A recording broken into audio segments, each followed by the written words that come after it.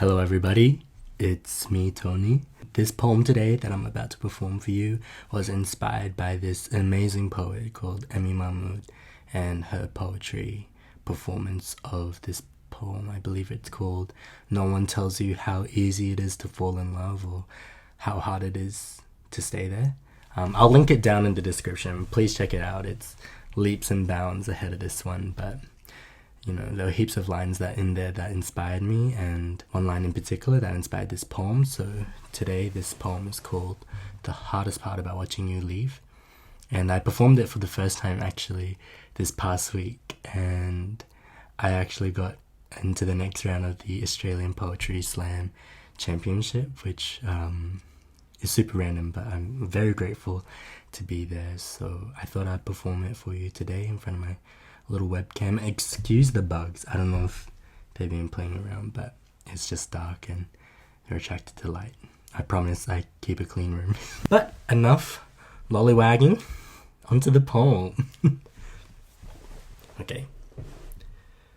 The hardest part about watching you leave is that I can't make you feel the same way, and all I've ever wanted to do is make you feel the same way, but how can I leave the boy who leaves me? How can I recreate loneliness in someone else? How can I leave you unread when I am always the first and last message sent? And I know the answer is simple. I know. Self-help books tell me to not give a fuck, to care less, but it was being careless that got me into this mess in the first place.